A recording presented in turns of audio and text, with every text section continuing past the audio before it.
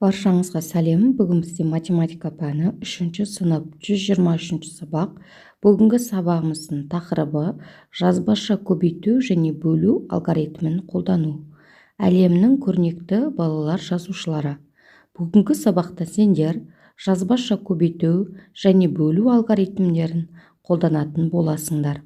Менің видеом пайдалы болады деген ойдамын, сондықтан соңына дейін қараңдар. Бірінші есеп, сәйкес келетін сандарды таңдап ал. Суреттегі жазушылардың шығармалары мен кейіпкерлерін ата. Бізде біріншісінде Николай Носов берілген 680 шығу керек. Белгісіз санға 540-ты қосқан кезде 680 шығу қажет. Белгісіз санды табу үшін 680-нен 540-ты азайтсақ 140 шығады. Келесісінде 620-ға белгісіз санды қосқан кезде 680 шығу керек. Белгісіз санды табу үшін 680-нен 620-ны азайтасыңдар. Сонда 60 қалады. Енді бізде 60 білгір және 140 дым білмес. Келесісінде Алан Милн берген 930 шығу қажет. 30-ға белгісіз санды көбейткен кезде 930 шығу үшін 930-ды 30-ға бөлеміз, сонда бізде 31 шығады.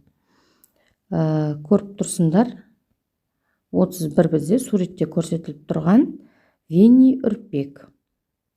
Келесіндегі белгісіз санды 10-ға көбейткен кезде 930 шығу керек. Ол үшін белгісіз санды табу үшін 930-ды 10-ға бөлесіңдер, сонда 93 қалады. Бізде 93 суретте көрсетіліп тұрған бұл қоян. Суретте көрсетіліп тұрғандарға назар аударамыз. Келесінде Астрид Линдгрен, бұл бізде 230 шығу қажет.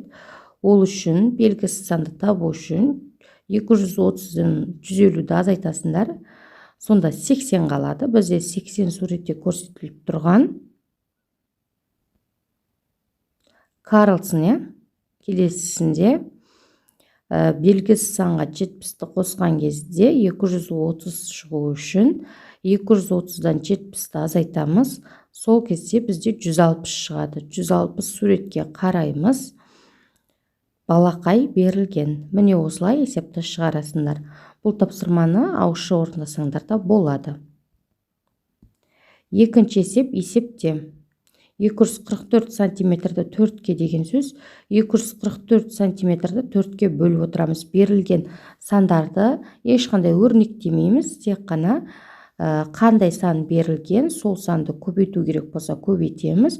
Бөлу болса бөлеміз. Бірақ міндетті түрде өлшем бірліктерін жазып отырамыз. 244 сантиметрді 4-ке бөл дейді. Демек бізде 61 сантиметр болады. 135 килограммды 5-ке көбейткен кезде 675 килограмм болады. Ал 2 метр 48 сантиметрді 4-ке бөл деп тұр. Сондықтан біздің кіші өлшем бірлік сантиметр болғандықтан сантиметрге айналдырып аламыз. 2 метрде 200 сантиметр бар. 200-ге 48-ді қосқан кезде 248 болады. 248-ді 4-ке бөлгендеріңде 62 сантиметр шығады. Келесінде 568 дециметрді 4-ке бөлеміз. Бұл бізде 142 дециметр болады. 800 килограммды 5-ке бөлген кезде 160 килограмм болады. Ал 126 центнерді 2-ге бөлген кезде 63 центнер болады. 721 метрді 7-ге бөлген кезде 103 метр болады. Ал 918 сантиметрді 2-ге бөлген кезде 459 сантиметр болады. Ал 53 сантиметр 4 миллиметрді 3-ке бөл дейді. Бұл жерде сантиметрден кіші өлшем бірлік миллиметр. Демек біз сантиметрді миллиметрге айналдырамыз. 53 сантиметрде бізде 530 миллиметр бар. 530 миллиметрге 4 миллиметрді қосамыз, 534 миллиметр болады. Енді 3-ке бөлсек, 534 3-ке бөлген кезде 178 миллиметр болады. Ал сантиметрге өрнектеген кезде 17 сантиметр 8 миллиметр болады. Міне мен үлгісін көрсетіп қойдым, өздеріңнің есептеріңмен салыстырып отырыңдар. Үшінші есеп, теңдеулерді шеш. 988 азайтылған с тең 128 көбейтілген 5. Күрделі теңдеуді жай теңдеуге айналдырасыңдар. Белгілі амал бізде 128 5-ке көбейтіп аласыңдар. 640 шығады. Енді үлкен сан теңдіктің басында кездескендіктен азайту амалы сақталады. 988-ден 640-ты азайтқан кезде 348 шығады. Бізде демек белгісіз сан 348. 988-ден 348-ді азайтқан кезде 640 шығады. 128-ді 5-ке көбейткен кезде 640. Демек есеп теңесті деген сөз. Келесінде 1000 азайтылған а тең 630 бөлінген 2. Белгілі амал 630-ды 2-ге бөлесіңдер, 315 қалады. 1000-нан 315-ді азайтқан кезде 685 болады. Демек бізде белгісіз сан, белгісіз ол бізде 685 екен. Енді есептің дұрыстығын тексеру үшін 1000-нан 685-ді азайтасыңдар, 315 қалады. 630-ды 2-ге бөлсеңдер 315, яғни екі жағы теңесті. Төртінші есеп есептерді шығар, яғни шарт есеп, міндетті түрде шартын құруымыз қажет. А тапсырмасы: Карлсонның үйінде 240 құты тосап бар, барлығы деген сөз. Енді оның 5-тен 1 бөлігіне құлпынайдан, 2-ден 1-і қара өріктен, ал қалғаны шиеден қайнатылған. Карлсонда қанша құты шие тосабы бар? Енді барлығы 240. Енді құлпынай тосабын табу үшін 240-ты 5-ке бөлесіңдер. Сонда 48 құты болды. Демек, құлпынайдан жасалған 48 құты құлпынай тосабы бар. Ал 2-ден 1-і қара өріктен дейді. Демек, 240-ты 2-ге бөлесіңдер, сол кезде 120 болады. Демек, 120 құты қара өрік тосабы бар. Ал қалғаны шие дейді. Енді шиені табу үшін құлпынаймен қара өрік тосабын қосамыз. 120-ға 48-ді қосасыңдар.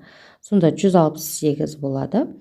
Құлпынай мен қара өрік тосаптарының саны 168. Бізде барлығы 240 құты. Сондықтан 240-тан 168 азайтамыз. Сонда 72 құты болады. Демек, шие тосабы 72 құты деген сөз. Келесісінде ә тапсырмасы: сенбі күні Венни Үрпек 16 килограмм бал жинады. Бұл оның бір апта ішінде жинаған балының 4-тен 1 бөлігі. Венни Үрпек бір аптада барлығы қанша литр бал жинаған? Енді біз барлығын табу үшін мен үнемі айтамын, қосу немесе көбейту амалы орындалады деп. Енді сенбі күні бізде 16 килограмм, бірақ бір аптаға қарағанда 4-тен, бұл бір аптаға қарағанда 4-тен 1 бөлігі дейді.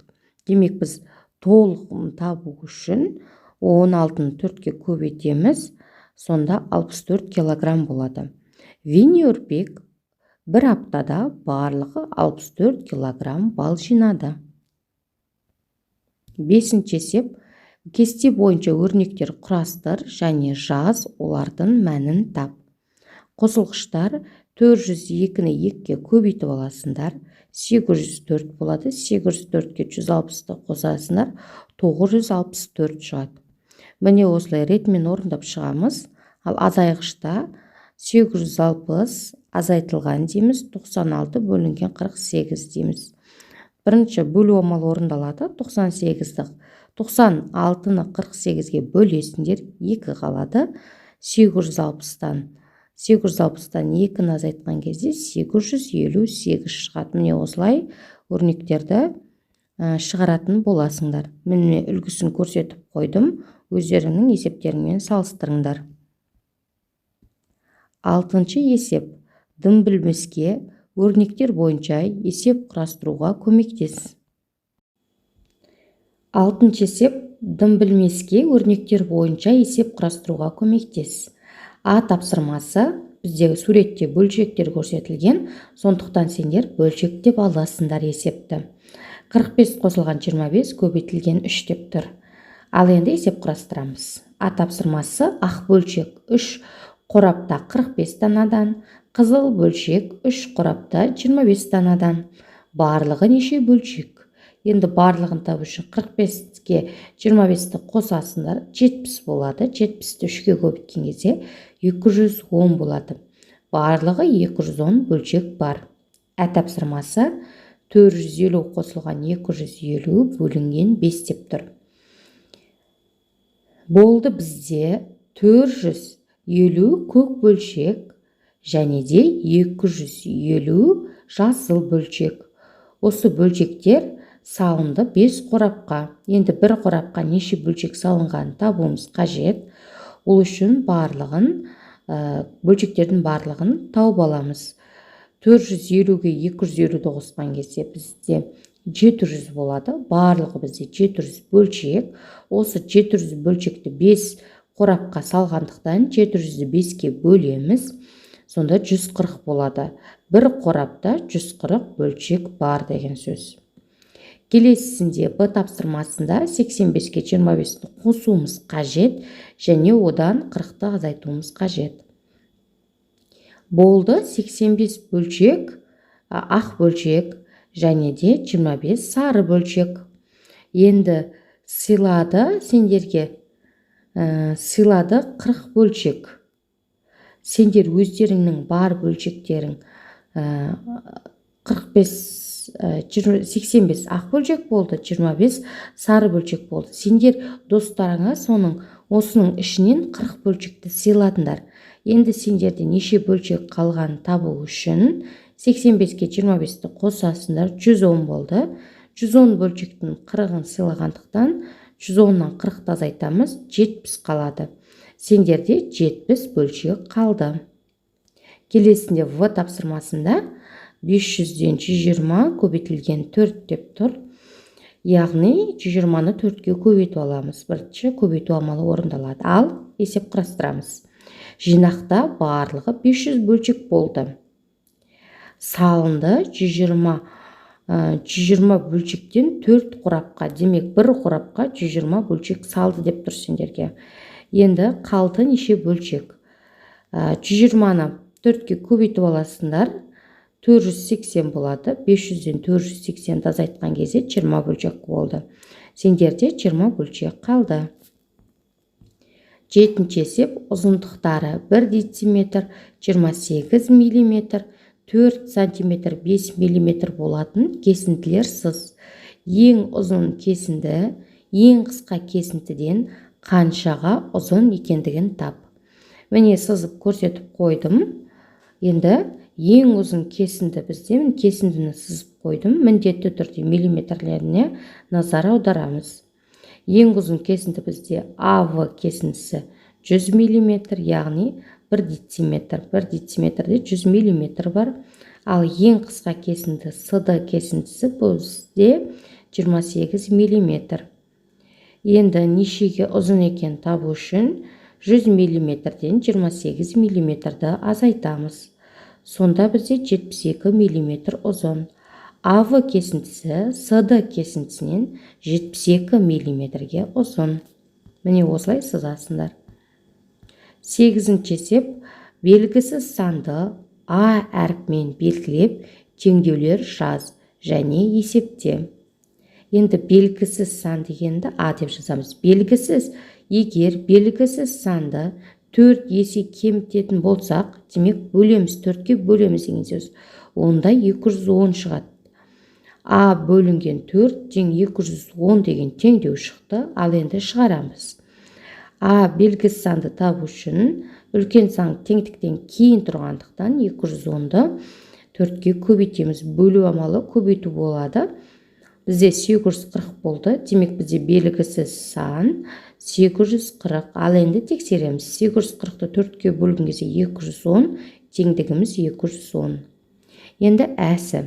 Егер белгісіз саннан 452-ні азайтсақ, онда 58 шығады. А азайтылған 452 тең 58 деген теңдеу шығады. Енді үлкен сан ортасына кездескендіктен бізде кері амал орындалады. Азайтуға кері амал қосу. 58-ге 452-ні қосамыз. Сонда бізде 510 болды. Белгісіз сан 510. Енді тексереміз. 510-нан 452-ні азайтқан кезде 58 шығады. Теңдігіміз 58. 9-шы есеп. Мұқият тыңдаймыз. Кітап дүкенінде кітап сатып алу үшін Алмас, Кәмшат, Гаухар, Болат және Нұржан кезекке тұрды. Сендер бұны жазып алсаңдар болады. Алмас Кәмшаттан бұрын, бірақ Нұржаннан кейін тұр. Гаухар мен Нұржан қатар тұрған жоқ. Ол Болат Нұржаннан да, Алмастың да, Гаухардың да қасында тұрған жоқ. Балалар кезекте қандай ретпен тұр? Бұны табу үшін жазып аласыңдар міндетті түрде. Сол кезде анықтайтын боласыңдар. Бірінші бізде Нұржан тұр. Нұржаннан кейін Алмас тұр. Одан кейін Гаухар тұр. Гаухардан кейін Кәмшат тұр. Кәмшаттан кейін Болат кезекте тұр. Менің сабағым осымен аяқталды. Келесі сабақта кездескенше сау болыңдар.